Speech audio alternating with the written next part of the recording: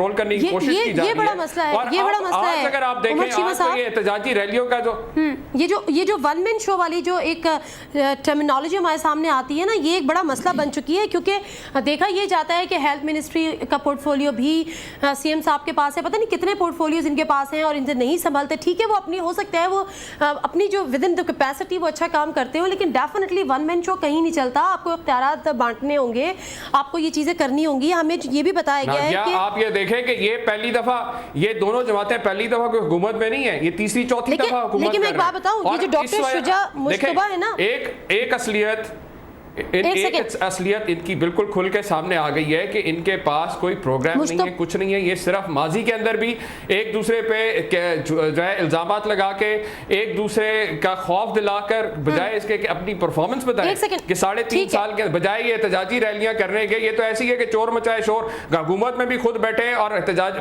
बद इंतजामी के ऊपर एहतजाजी रैलियां खुद करें। मसला ये है कि जब हम वन मैन शो की बात करते हैं पंजाब में, तो जो मिनिस्टर हैं एजुकेशन के मुश्तबा शुजाउर रहमान साहब, इनके पास भी ये इनको एडिशनल मिनिस्ट्री दी गई है, एडिशनल पोर्टफोलियो दिया गया है। ये असल में मिनिस्टर हैं एक्साइज एंड टैक्सेशन के।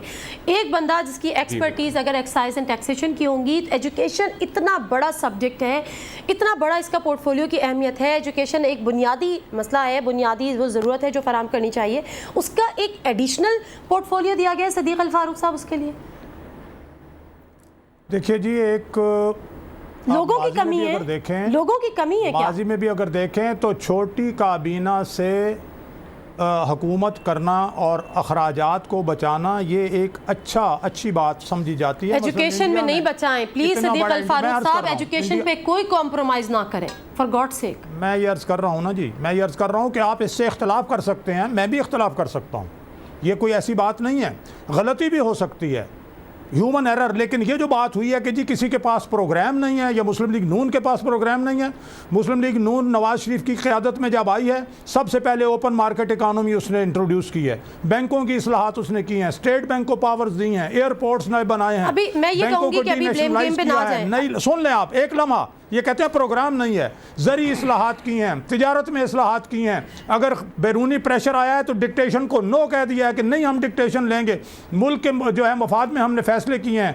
आइन पर दबाव आया कि आइन छोड़ दें और यहाँ अपना आप कंप्रोमाइज़ करें, कंप्रोमाइज़ करने से इनका उस वक्त हमने कंप्रोमाइज़ करने से इनकार किया जब बहुत से दावे करने वाले जो हैं वो डिक्टेटर के हाथ पर बैठ करके और उसके साथ शामिल हुए और उसके रेफरेंडम में उनका साथ दिया। तो इसलिए ये कहना कि प्रोग्राम नहीं है, आप हमारा मंशूर देखें 2008 का, 2002 का, उससे पहले का जो प्रोग्राम है अल्हम्दुलिल्लाह। इनके बात कहने से, किसी के कहने से आप खामोशी अगर आप इख्तियार करें, मैंने आपके प्रोग्राम में कोई बात नहीं की, कोई बात नहीं की। आप जरा चुप करें उमर चीमा साहब, आप जरा जमहूरियत की बात करते हैं, जरा रुकें आप जी।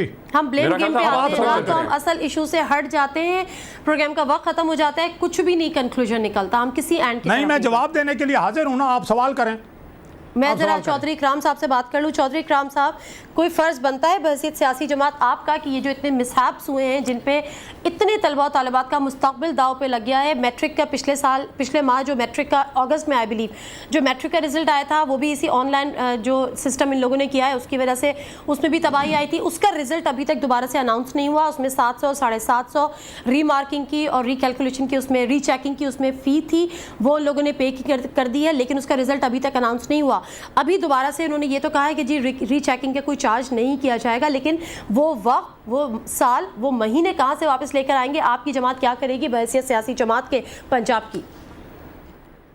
देखें, हम ये समझते हैं कि चीज़ों को वक्त के आने से पहले समझ लेना चाहिए। बदकिस्मती से सदीक उल फारूक साहब से मैं बड़े माजरत के साथ ये अर्ज़ करूँगा कि अगर हम अपनी गलतियों को तस्लीम करना शुरू करें तो शायद हम अहवाल को बेहतर करने की तरफ बढ़ सकते हैं। लेकिन बदकिस्मती ये है, आपकी जमात क्या करेगी? मुझे रोड मैप अपनी जमात का दें। मैं यही बता रहा हूँ। देखें, नहीं एक मिनट मैडम, देखें काइंडली, ये बात नहीं है।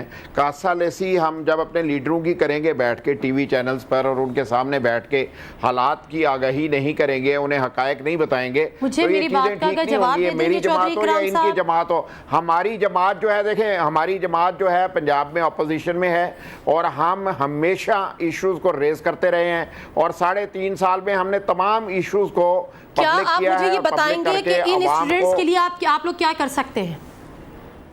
मैं समझता हूं कि जी इंसिडेंट के लिए हम स्टूडेंट्स के साथ हैं और जो जुल्म और ज़्यादती उनके साथ हुई है, अगर हमें उनके साथ मैदान में भी निकलना पड़ेगा हम मैदान में भी जाएंगे और उनका साल जो है बचाने के लिए इनको जो एफर्ट्स करनी चाहिए इन्हें उस पर हम मजबूर करेंगे कि उनका साल भी बचाया जाए और इनसे इस जो स्टूडेंट ने जान दे दी है उसका हिसाब भी लिया जाना चाहिए। और मुझे मेरी आपसे ये गुजारिश होगी कि ये जो आपके कमिटमेंट्स है ना ये सिर्फ इस प्रोग्राम तक महदूद ना रहे, उसके बाद आप भूल ना जाएं। नहीं मैडम, तो हम ऐसे नहीं करते हैं, हम अल्हम्दुलिल्लाह चीजों को आगे लेके चलते हैं और उनको फॉरवर्ड भी करते हैं और कोशिश करते हैं सोल्यूशन तक लेके जाएं। नेक्स्ट किसी प्रोग्राम में हम आपसे जरूर पूछेंगे कि आपने इन इश्यूज़ को फॉलो अप किया नहीं किया। जो इस स्टूडेंट ने सुसाइड कमिट की है उसके घर पे गए, उसके माँ बाप को कुछ अल्फाज कहे हमदर्दी के, उनके लिए कुछ करने की कोशिश की, और दूसरे जो दीगर तलबा और तालिबात हैं जो रोड्स पर हैं उनमें से 13 जख्मी भी हैं और बहुत कुछ आज हो चुका। लेकिन मेरा ख्याल है शामिल तो वहाँ पर कोई भी नहीं था। बाकी लोगों के लिए तो सबक हासिल करना चाहिए ना।